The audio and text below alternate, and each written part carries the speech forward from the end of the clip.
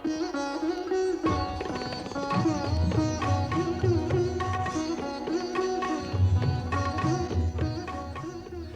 خانے میں میں آپ کا خیر مقدم کرتا ہوں، اور کتب خانہ بھی کیسا، جس میں فرش سے چھت تک ہماری وہ کتابیں بھری پڑی ہیں جنہیں ہمارے باپ دادا نے پڑھا، جن کے پڑھنے سے ان کے ذہنوں کی تربیت ہوئی، پھر وہ تربیت یا اس کا کچھ بچا کھچا حصہ سینہ بسینہ چلتا ہوا ہم تک پہنچا، ہمیں ورثے میں ملا، لیکن وہ کتابیں وقت کے ہاتھوں مٹ گئیں اور ہم تک نہ پہنچیں۔ کیسی عجیب سی بات ہے کہ وہ کتابیں یہاں یورپ میں محفوظ ہیں۔ انہیں دیکھ کر جی چاہتا ہے کہ اپنے اس پروگرام میں اپنے سامعین کو یہ ساری کتابیں سنا دی جائیں، مگر آپ جانتے ہیں کہ ایک صدی کی کتابیں پڑھنے کے لیے کم سے کم اتنا ہی عرصہ درکار ہوگا۔ بہرحال جب تک آپ کی دلچسپی برقرار ہے اور آپ ہمارے حوصلے بڑھاتے ہیں، ہم اس خزانے سے چن چن کر موتی آپ کی خدمت میں پیش کرتے رہیں گے۔ آج کل پچھلی صدی کی نظم ہمارا موضوع ہے، اور ان دنوں جو منظوم قصے کہے جاتے تھے وہ ہم آپ کے لیے پڑھ رہے ہیں۔ آج ہمارے سامنے تقریباً 110 سال پرانی ایک کتاب ہے جسے منشی نول کشور نے چھاپا تھا اور جسے شاید پڑھنے والوں نے سراہا تھا، چنانچہ کتاب بار بار چھپا کرتی تھی۔ اس کتاب میں 4 قصے اور 8 نظمیں جمع کی گئی ہیں۔ وہ قصے تھے: قصہ سپاہی زادہ، جس کی باتیں کچھ عرصے پہلے اس پروگرام میں ہو چکی ہیں، قصہ سوداگر بچہ، قصہ محمود شاہ اور 4 باغ رنگین۔ آج ہم نے آپ کے لیے یہ آخری 2 قصے چنے ہیں۔ بظاہر وہی بادشاہ، چور اور کوتوال کے روایتی قصے ہیں، لیکن ان کے اندر جو گہری فکر چھپی ہوئی ہے، جو اعلیٰ خیال پوشیدہ ہے، ان سے جو فلسفہ جھلکتا ہے اور ان سے جو سبق ابھرتا ہے، ان پر ایک نگاہ ضرور رکھیے گا۔ ایک بات اور، ان قصوں میں قاضی اور کوتوال کے کردار کو ذرا غور سے دیکھیے گا، اور یہ بھی دیکھیے گا کہ آج کا قاضی اور آج کا کوتوال 1868 کے قاضی اور کوتوال سے کتنا مختلف ہے۔ تو آئیے سب سے پہلے قصہ محمود شاہ سے کچھ منتخب حصے پڑھیں۔ اور یہ قصہ شروع ہوتا ہے عجم کے سلطان اور 4 چوروں کی ملاقات سے، اور ختم ہوتا ہے رحم، بخشش اور کرم پر۔ لیجئے پیش خدمت ہے 110 سال پرانی یہ کتاب سے قصہ محمود شاہ۔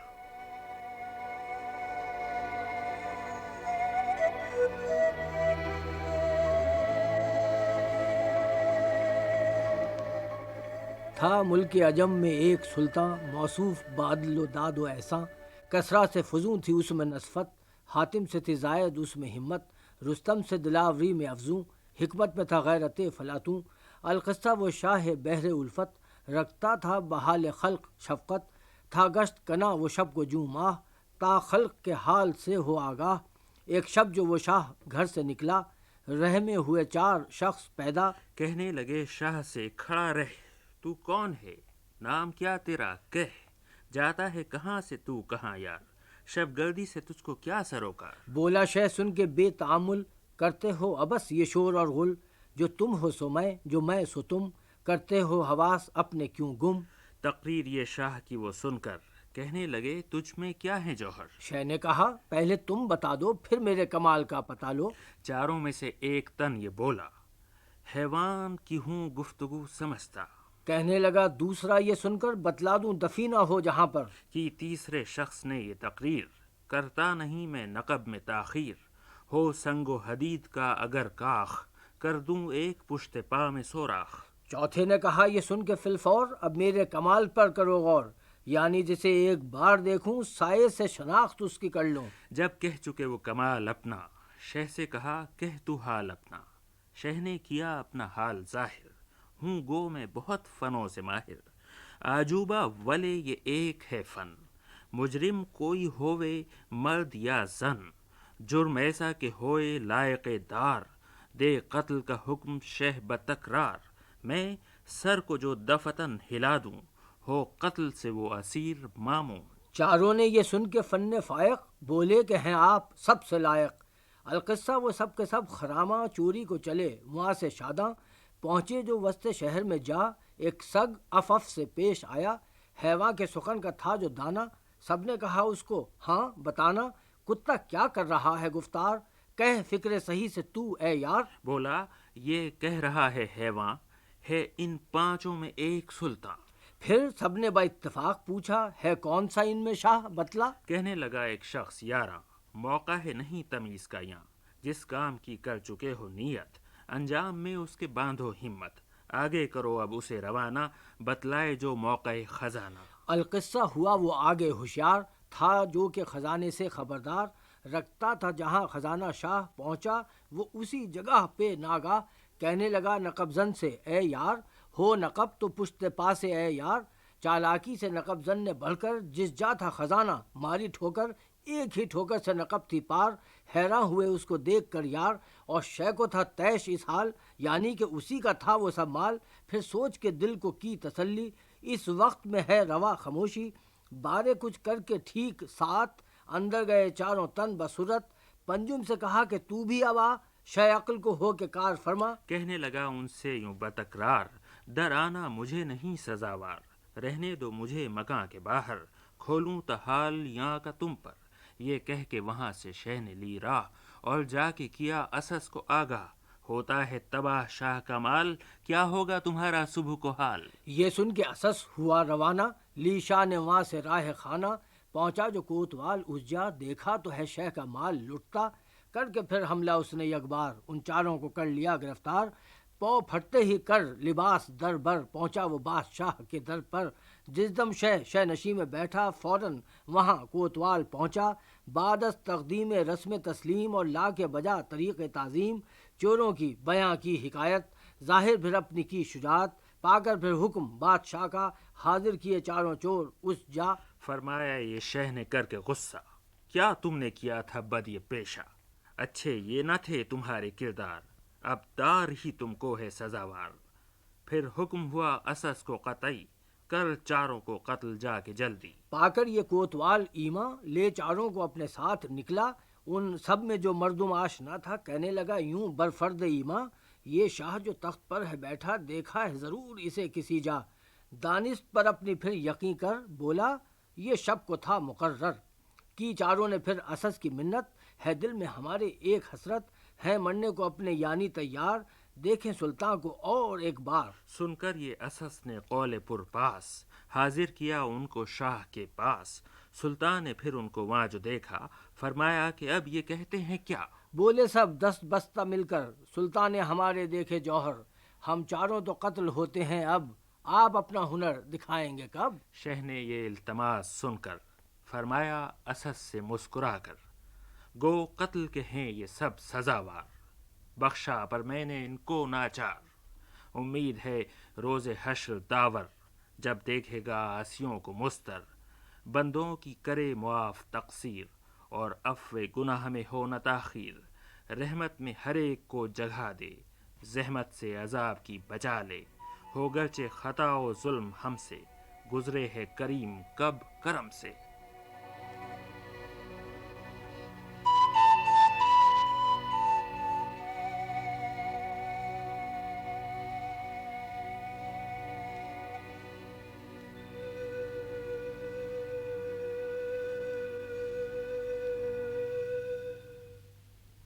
یہ تھا 1868 کی کتاب سے قصہ محمود شاہ۔ کتاب میں اس قصے کے مصنف کا نام نہیں لکھا ہے، اور اب ہم اسی کتاب سے چار باغ رنگین کے کچھ اشعار آپ کو پڑھ کر سنا رہے ہیں۔ یہ قصہ جیسا کہ اس کے نام سے ظاہر ہے، پچھلی صدی کے مشہور شاعر سعادت یار خاں رنگی نے لکھا تھا۔ یہ ایک بڑھئی، ایک درزی، ایک سنار اور ایک عبادت گزار کی داستان ہے، جس کا پیغام یہ ہے کہ دنیا کا عشق فضول ہے، کیونکہ ہم سب جز ہیں، اور ایک نہ ایک دن ہمیں اپنے کل کی طرف لوٹ جانا ہے۔ چار باغ رنگی۔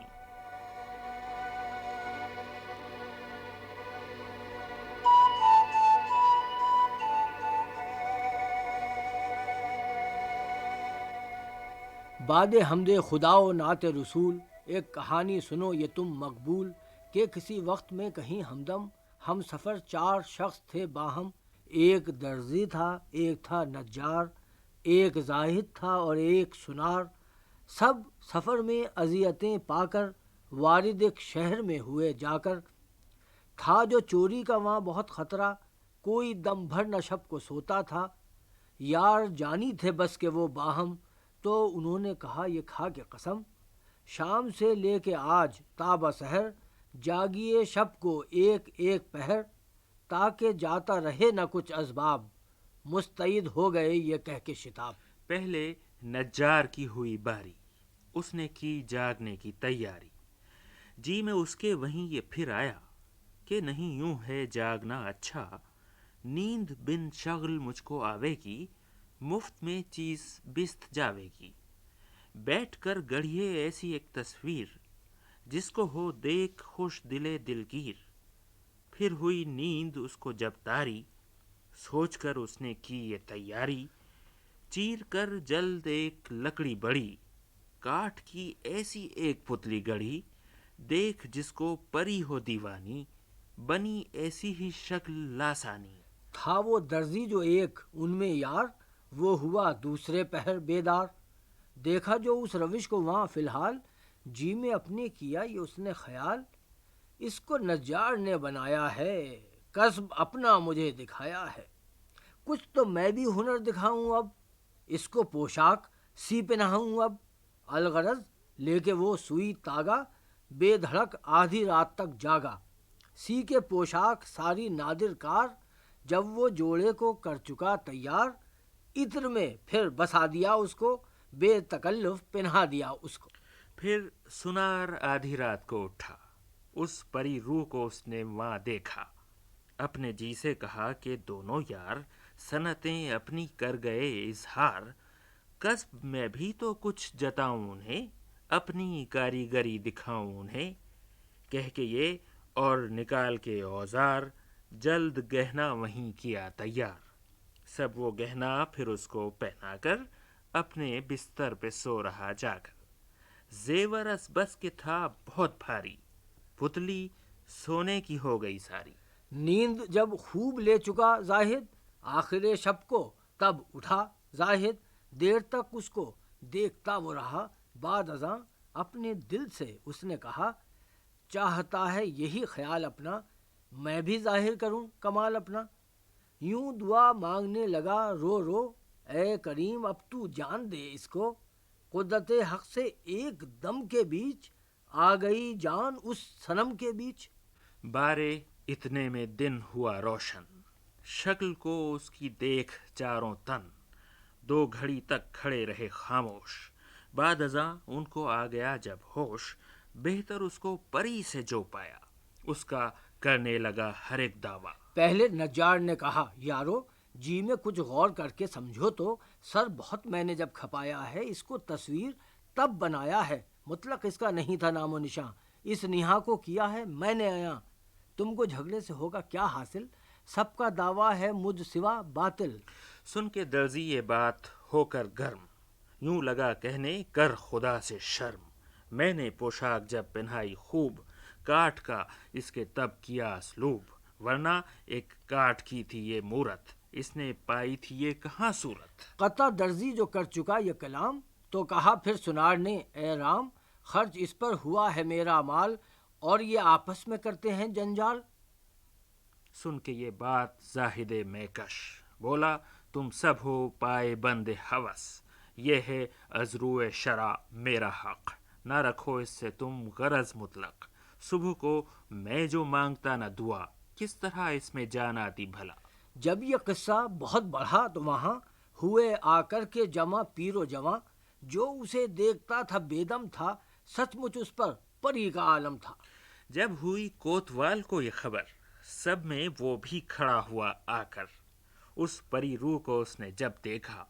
پیٹ کر اپنا سر ہر ایک سے کہا، یہ تو اس شخص کی قبیلہ ہے، مطلب اس سے کہو تمہیں کیا ہے،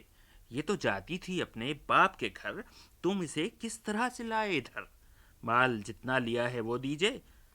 پان کھانے کو مجھ سے کچھ لیجے۔ گفتگو سے ہوا جو کچھ نہ حصول، تو سبھوں نے سخن کیا یہ قبول، قاضی اب جو کہے وہی کیجے، جس کو فرمائے وہ اسے دیجے، بات جو یہ ٹھہر گئی بارے، وہاں سے قاضی کے گھر گئے سارے، سب نے قصہ بیاں کیا جا کر، حال سارا عیاں کیا جا کر۔ اس نے احوال یک بیک سن کر قاضی جی نے کہا یہ جل بھن کر، کچھ بھی تم کو تمیز ہے یارو، یہ تو میری کنیز ہے یارو، لے کے بھاگی تھی مال اور زر کو، لوٹ کر لے گئی تھی یہ گھر کو، دولت اس نے کہیں چھپائی ہے، اب یہ قسمت سے ہاتھ آئی ہے، تم مٹھائی کے تول سے کچھ لو اور یہ میری کنیز مجھ کو دو۔ قصہ کوتا ہر ایک بکتا تھا پر اسے کوئی لے نہ سکتا تھا، غور کیجئے تو ایک وہ دلدار اور اتنے ہیں اس کے دعوے دار۔ تھا جو وہاں اژدہا میں خلق اللہ، ان میں سے ایک نے کہا ناگاہ،